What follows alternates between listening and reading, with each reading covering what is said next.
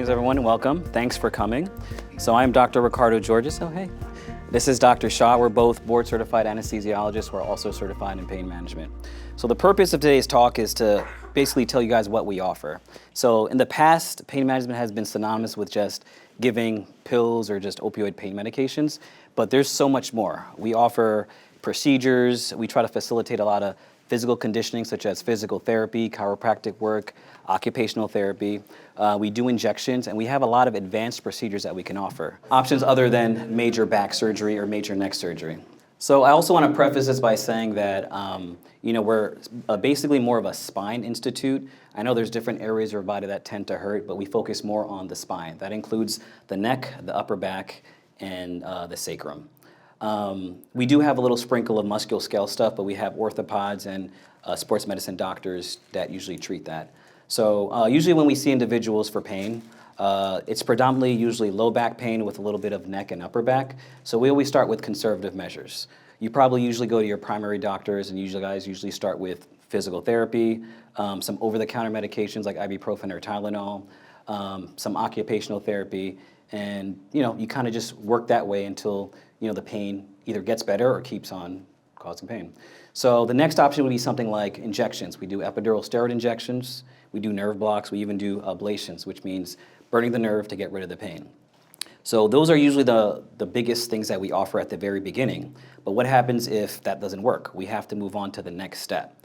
So pain management has evolved in the recent decades. We offer a whole lot more. So we offer a lot of newer procedures that are minimally invasive, which means that there might be some surgery involved, but it's very minimal.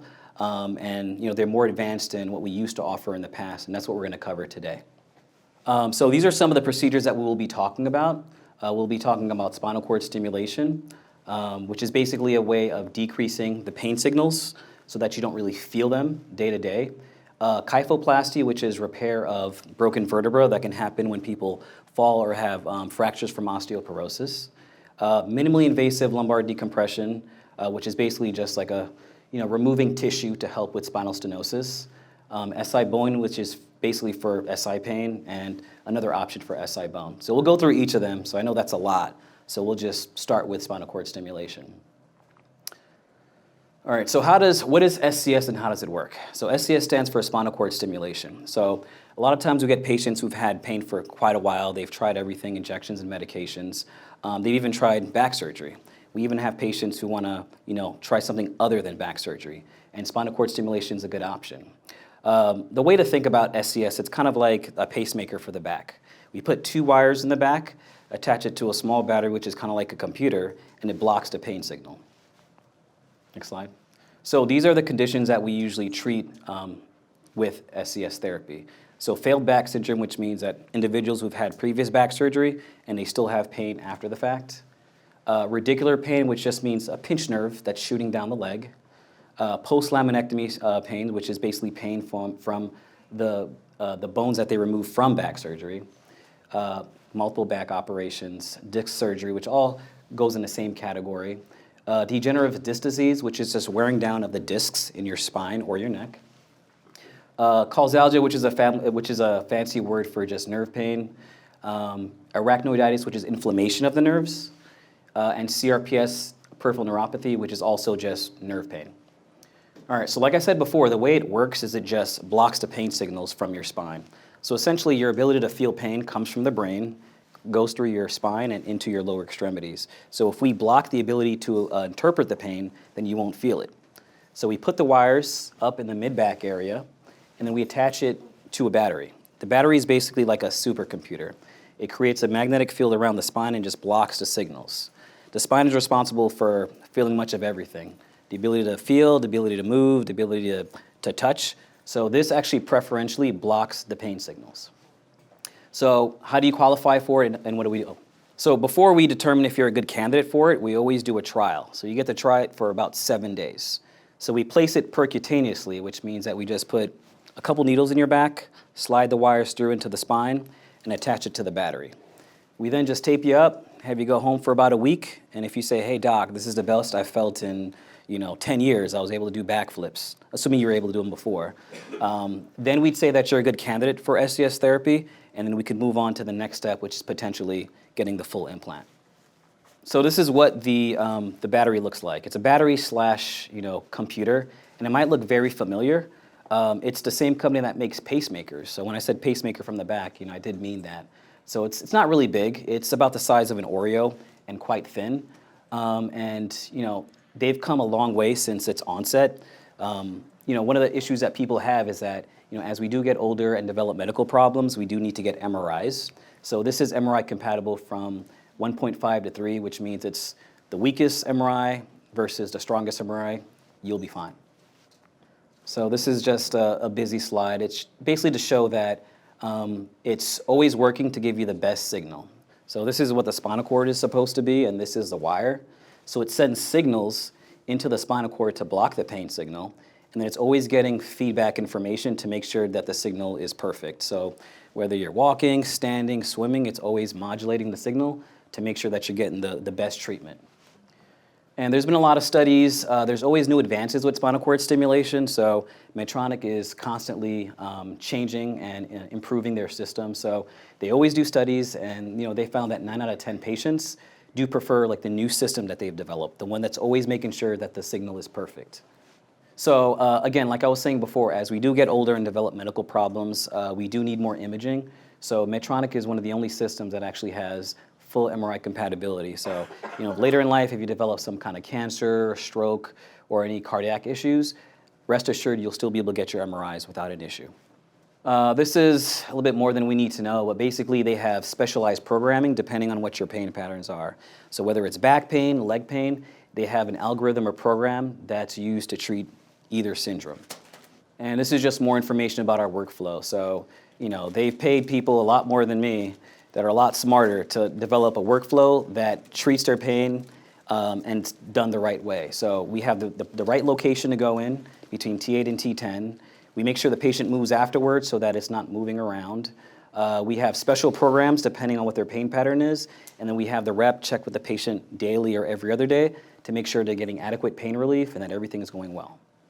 So the wire is placed in through the skin. So the same way we do our epidurals and put a needle into the back, that's how we get the wire in. So a needle goes into the back, the wire slips in like butter, and then it's attached to an external battery. And the battery is attached while the wire is still in you. After the trial, we always do, as long as the patient does well, assuming that they get at least 60 to 7% relief, improved quality of life, improved functionality, we do an implant. The implant is obviously surgery, but it's outpatient. It takes an hour.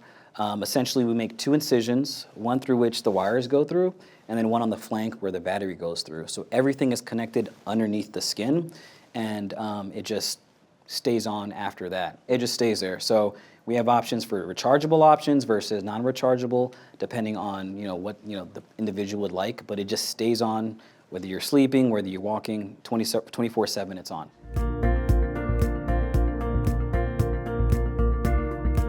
I mean, there's always possibilities of issues, there's always risk of infection, injury, or, very low, because we take a lot of precautions. We always give preoperative antibiotics. We even put an antibiotic pouch inside where the battery is to prevent infection. So, and we're also very strict with our criteria. We make sure that the blood sugar is fine, that there's no major medical issues. So we've seen very few, if any, infections.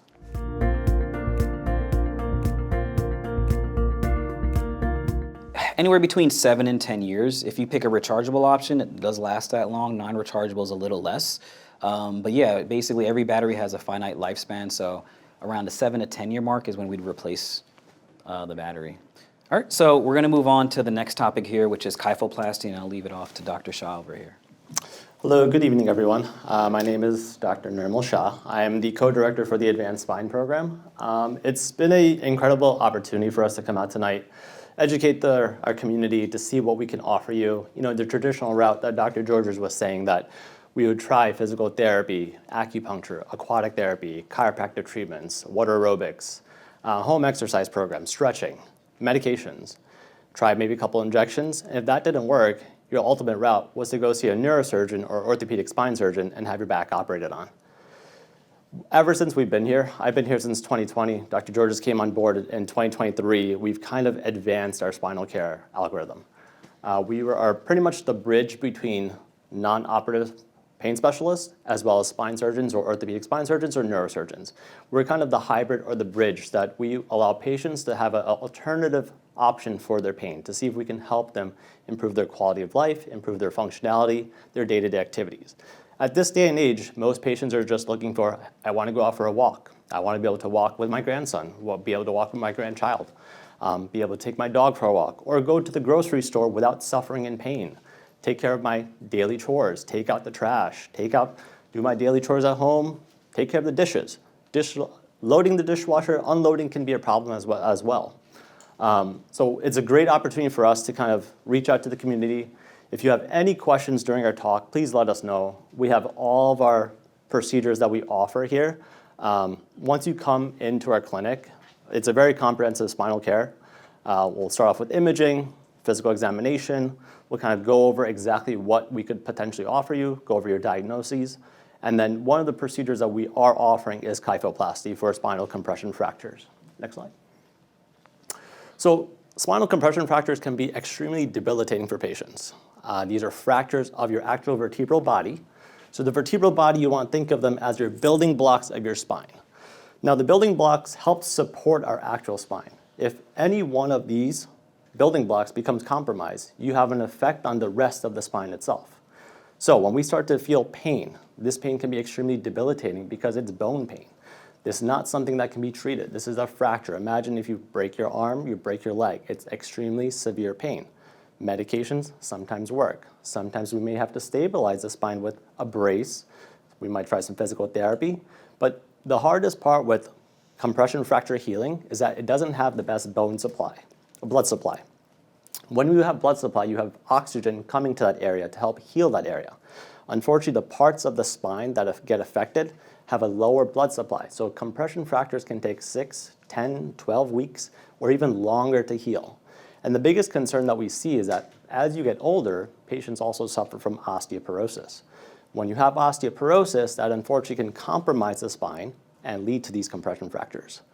So on average, we're seeing approximately 750 to 800,000 spinal compression fractures. As we know, we are now living longer, right? As we live longer, there's more medical problems, more medical comorbidities. We're starting to see more and more of these. Most important thing is we want to address these spinal compression fractures as quickly as possible. We don't want the spine to be compromised. We don't want you to have to go get surgery or go to the nearest emergency room so they have to put rods and screws and stabilize your spine. A kyphoplasty procedure, next slide,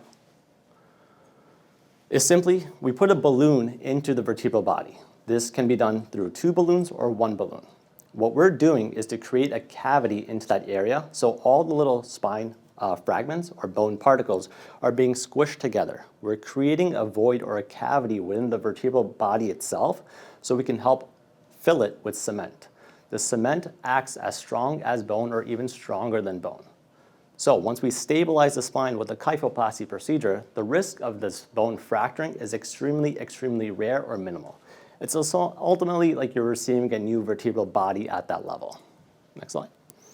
So we can see over here is that the first procedure that we do is we go in there with our needle. We'll inflate the balloon. We're inflating the balloon to give the bone some height restoration. And then we deflate the balloon, and then we're going to be injecting cement. And here's a video.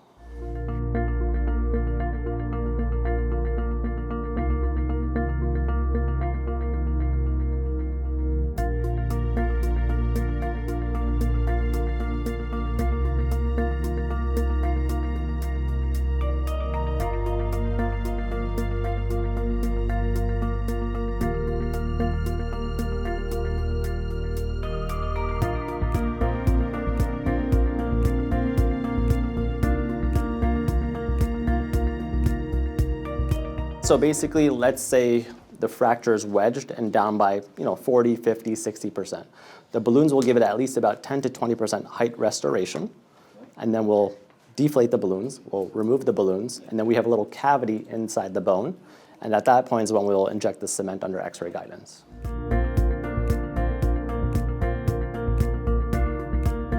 several years, decades especially. What we're seeing is that they're advancing the procedure in the way that how we can get access into the bone. So sometimes we only have to put in one balloon, sometimes we have to put in 2 balloons. They also have a spine jack when they can put a titanium spacer inside itself, so it's basically a car jack, and will help lift up the bone itself, and then you can also inject cement as well.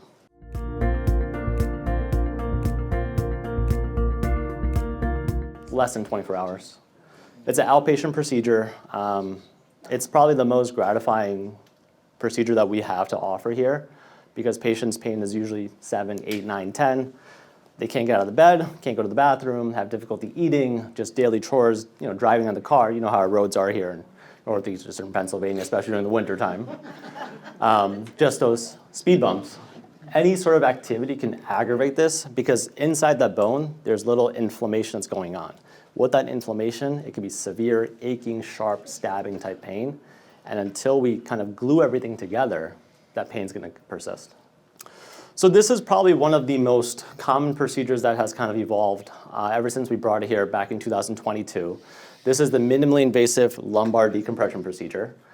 This is an alternative of avoiding open spine surgery.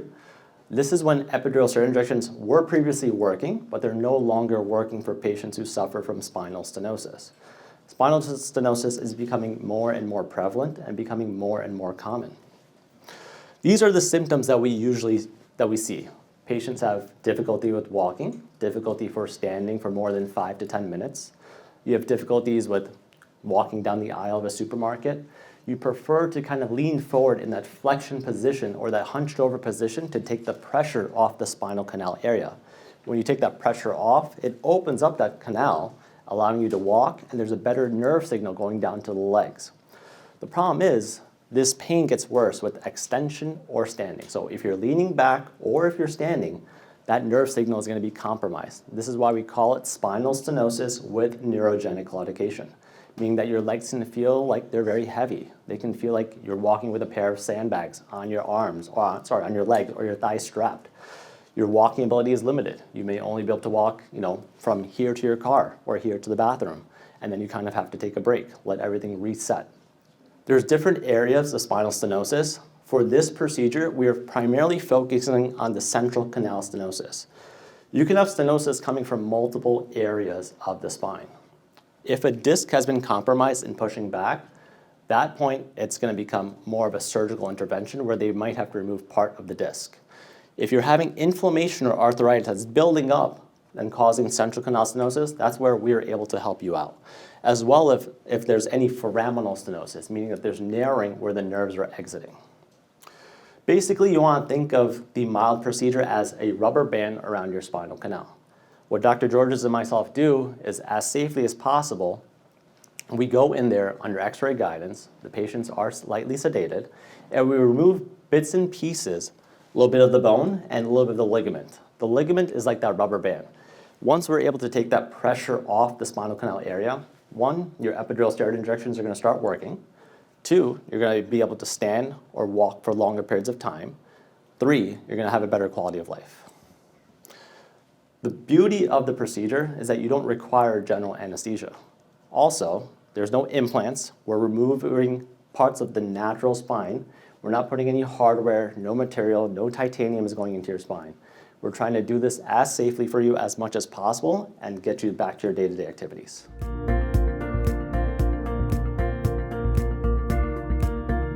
We're basically taking bits and pieces off the ligament. So you want to think of the ligament as the rubber band that's around the spinal canal. So it's either causing compression or causing irritation. And once we remove that rubber band or decrease the tension of the rubber band, it allows that space or the canal to open up. So this is how we do the actual procedure. It's done under x-ray guidance. We bring you to the operating room. It's an outpatient surgery. The size of the incision is the size of a baby aspirin, extremely, extremely tiny. We're going in there with our bone rongeur. We're removing parts of the lamina, so the top part as well as the bottom part of the lamina.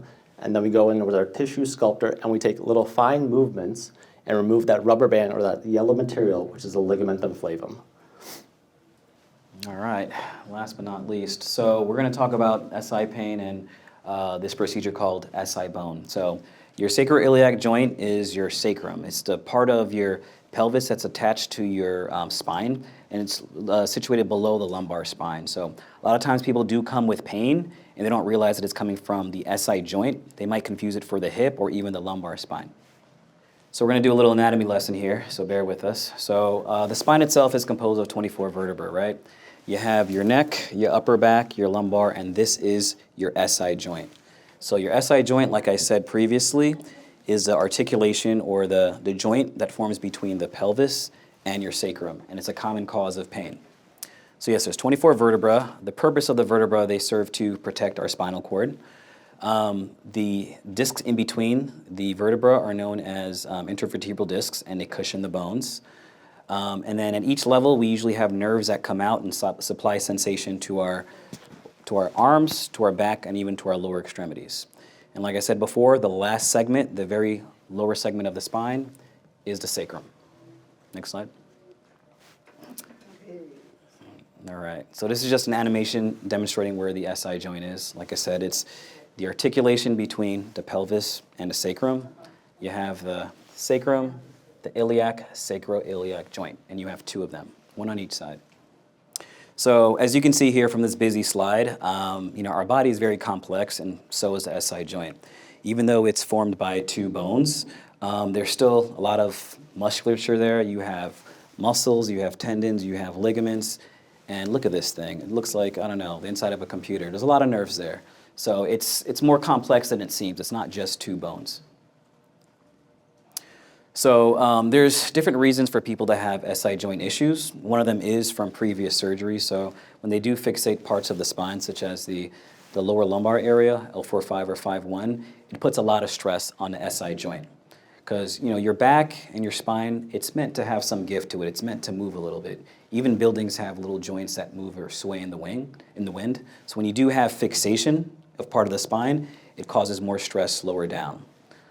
So here you can see that when they fuse the lower lumbar area, it increases a lot of motion to the SI joint, and it causes a lot of discomfort and dysfunction of the sacroiliac joint. So other causes of SI joint dysfunction other than just having back surgery, trauma. So we get a lot of people who've had car accidents, falls from elevated heights, lifting too much weight, just repetitive injury from whatever they're doing in their daily life. And especially pregnancy or childbirth, just because there's a lot of hormonal changes and it just becomes very loose. Another main cause is just degeneration, which is just wear and tear. Now, just wanted to clarify what arthritis is. I feel like one of the questions I always get asked by my patients is, what is arthritis? So whenever you have a joint, it's a formation of a space formed by two bones. And arthritis is basically when the cartilage wears down or there's a buildup of more bone or bone spurs. That's usually what arthritis is. And you can get it anywhere. You can get it in your shoulder, in your knees, or even in your back.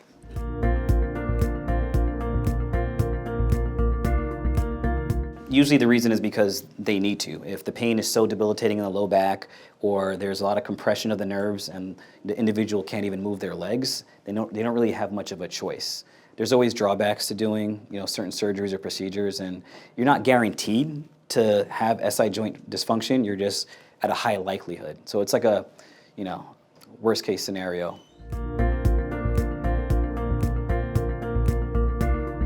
So before we do SI joint fixation, we always try the conservative stuff, like all the stuff we mentioned about physical therapy, over-the-counter medications. We'll even do some injections too. This is usually for people who failed everything.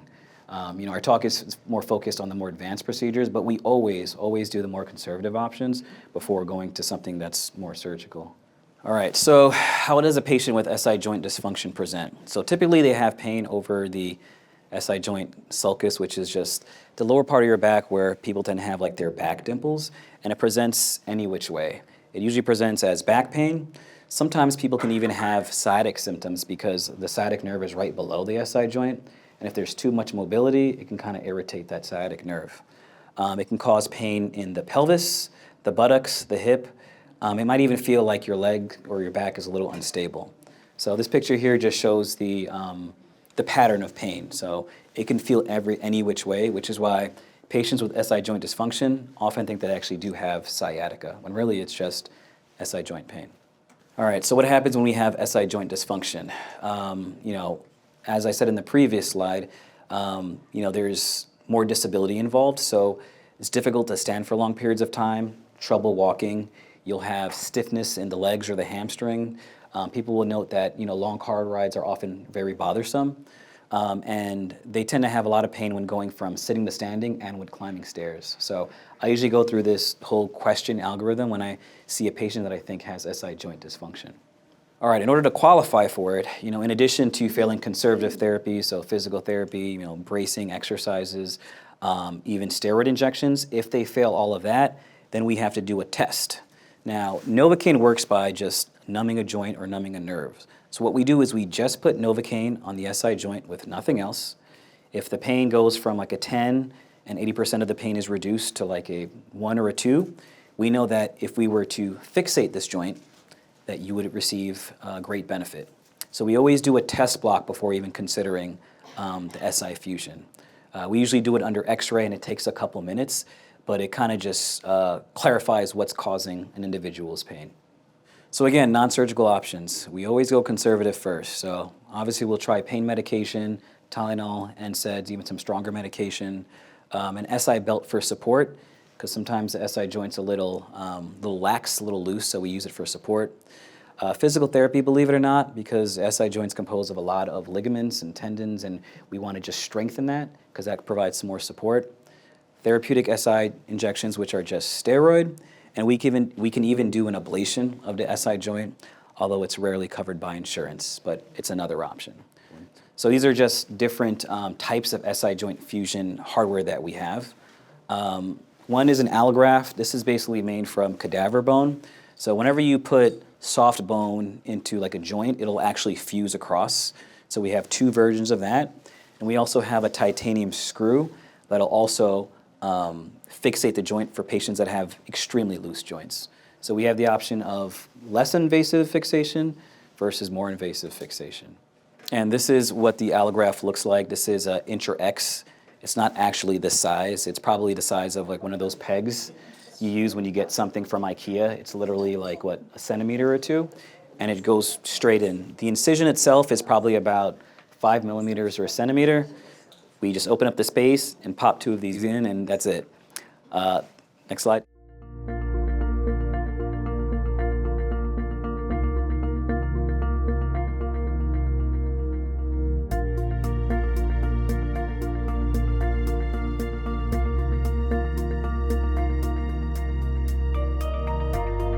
Pretty quick, pretty seamless. I've yawned longer than this. All right, next slide.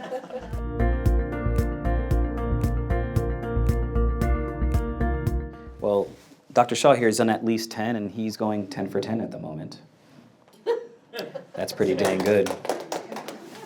We were fortunate enough to be one of the first in this area to offer this service, I guess, procedure. We were originally using a different system, and one of the things that the patients were complaining of, the recovery period. The older system that we were using was slightly larger, and patients were complaining more of tissue pain, buttock pain. Recovery was a little bit more worse. There was more of an incision. So recovery was what was bothering a lot of my patients. Patients were still doing well, but luckily SI Bone was able to come out with a smaller system. And once we were able to kind of jump on board and offer to our patients, it is approved here at the Valley. We're the actually only network that's actually offering the system right now, and myself and Dr. Georges are the only ones doing it. So we're very selective on the patients we're offering this to. We want to have good outcomes. There's a battery of tests that we have to do. We have to make sure the pain's not coming from the hips. Every other areas of the spine have been isolated, and that's not contributing to the pain. And what I think my patients enjoy the most, it's more of a natural process. We're using cadaver bone that's been sterilized, and we're using it to kind of augment that space or bridge that space together. So we're not going to Home Depot. We're not putting any titanium rods. We're not putting any screws in. Recovery is quite quick, and I think that's what my patients enjoy most. And I always kind of respond to my patients, and I get their feedback. And if my patients are doing well, then we're going to continue using the system. Yeah, our first implant was back in, I believe, end of December 2024, and we've been doing this over the last 6 months. No complications. It's a newer system, so the numbers are going to be on the lower side. There's going to be a lot more imaging, a lot more testing to be done. But so far, all 10 of our patients are doing fantastic.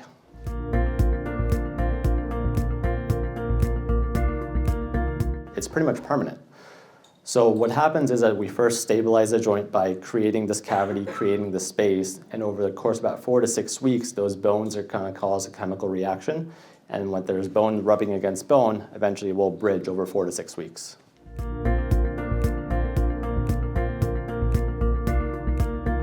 So in order to determine the process of SI joint-related pain, it really depends on a physical examination. So once you're in the office, we will be assessing for hip pain, we'll be assessing for low back pain. Low back pain could be coming from the spinal bones itself, or it could be coming from the facet joints itself, as well as the SI joints as well.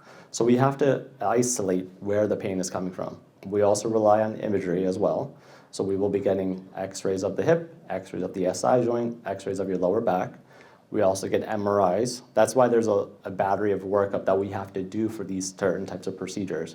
MRI of your lower back and MRI of the SI joints, or a CAT scan of your SI joints. And then the other confirmatory test is when we do the diagnostic injection. Basically, we tell patients, don't take any NSAIDs, don't take any pain medications. We really want to isolate this joint. And on the day of the test injection, what we do is we numb up the skin, we put a little needle into the SI joint, we inject contrast to confirm our placement, and then we put just a short course of local anesthesia, which is only going to give relief for about 60 to 90 to 120 minutes. We tell our patients, go do the activities that normally cause this pain, and we'll touch base tomorrow. And if they have responded to the diagnostic SI joint injection, it pretty much confirms that this is where the pain's coming from, because we haven't put any steroid in there, we haven't put anything else in there. Patients are not taking anything else by mouth. So we know that this is a confirmatory test as well.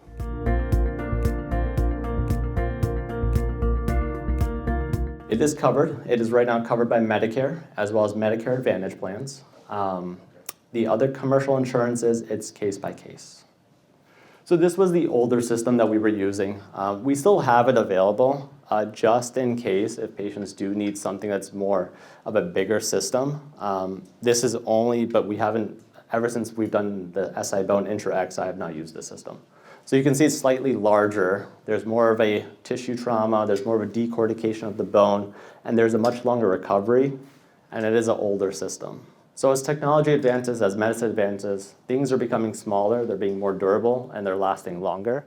And that's what SI Bone Intra-X has been able to offer for our patients here at the Valley. And if you want to be evaluated by myself or Dr. Georges in the office, please schedule an appointment.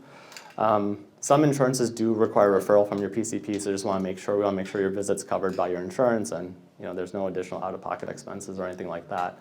And then we can definitely be here to, if you have any questions for us, we can answer them.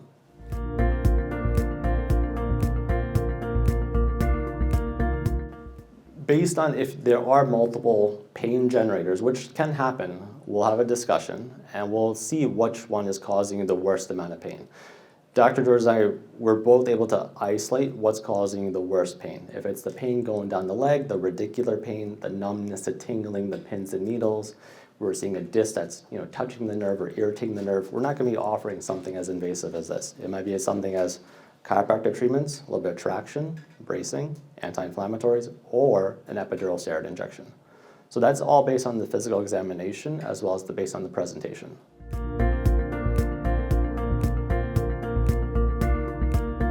Relatively quick. I understand that pain is extremely debilitating, and one thing that myself and Dr. Georges do offer here at LVHN, at LVOI, that if pain is crippling, we don't want you to end up in the emergency department. It's just going to unfortunately delay your care. We are able to offer same-day appointments if needed. It all depends on the presentation as well. Sometimes the same-day appointments, we still have to order x-rays, we have to order MRI, so it still kind of delays if your primary care physician or the express care, they get some sort of workup done for us. It allows us to advance our care for you. We are part of the Advanced Spine Center, so you want to have kind of everything ready. Otherwise, once you come to us, we still always have to start with conservative management, and that's going to be our number one priority no matter what.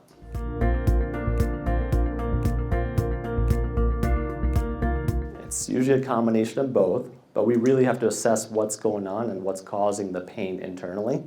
So it really depends if it's arthritis pain, if it's discogenic pain, or it could be coming from the facet joints of your back. So it could be multiple pain generators. But what we usually recommend is, in the morning hours, heat is better. We want to have more blood flow to the back, more blood flow to the body, helps stimulate that area, takes away any inflammation that might have been caused while you were sleeping. And then after, a whole day's worth of activities, running errands, day-to-day activities, we usually recommend ice during the evening hours or at nighttime.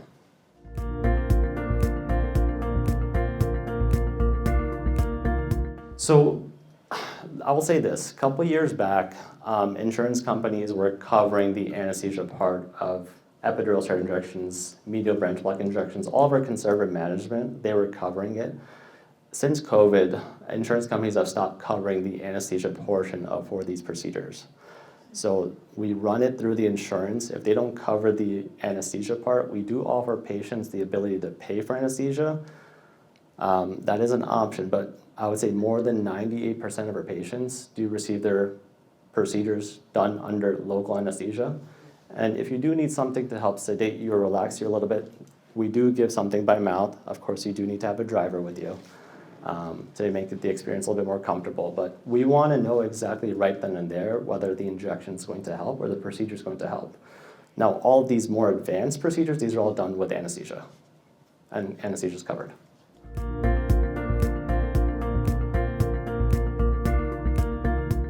Completely different sources of pain, completely different treatment modalities.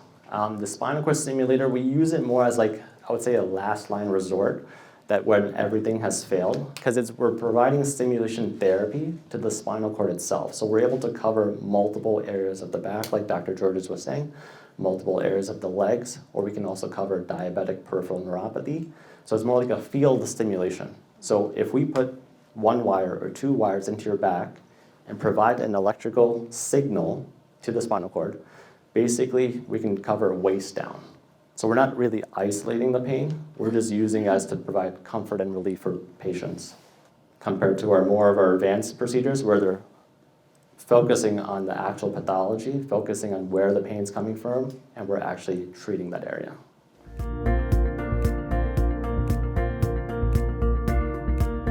It's all helpful. It's similar to getting a massage, right? What I tell patients is do things that's going to help you out the most. Sometimes just getting one of those Theraguns these days, you can spend as much as $30, $40 on a Theragun, or you can go on Amazon and spend over $500. At the end of the day, it's going to do the same thing.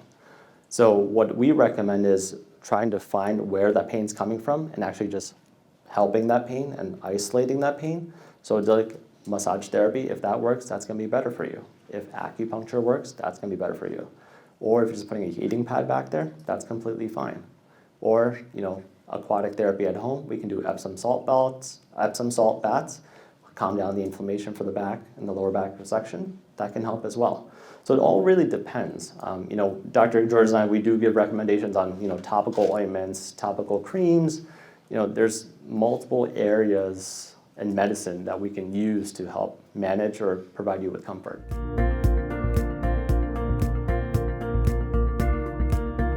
I think one of the biggest things that I enjoy working here is I love seeing the outcomes for our patients. Every patient is different that walks into our office, and we don't know what we're going to see in the office. And from that, we're able to teach ourselves, we teach our colleagues. Dr. Georges and I were only 5 to 6 years out of residency in our training, so the learning process is still going on for us. And what we're able to do here for the network is that by bringing on these more advanced procedures that are not being offered at other competitor hospitals, St. Luke's, Geisinger, it's kind of giving us kind of a cutting edge technology that we are able to offer our patients. And most importantly, our patients speak for ourselves, right? We want to offer you the best care that we can give you, as well as the latest and most cutting edge technology. And we like to say the least minimally invasive procedure.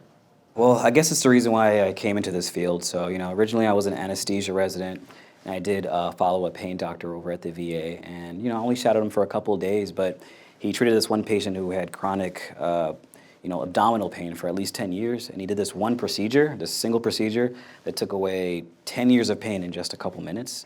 And I've seen a lot of patients, like their just lives just change. I've seen patients that went from using walkers and canes to being able to walk without assistance. So I've seen a lot of lives change positively. I've seen people even tell me that they got their life back, and that's just very satisfying to me. That's why I went into this field, and that's why I stayed, trying to improve patients' lives. So, okay, we appreciate you guys coming out. I see some familiar faces too. So, yeah.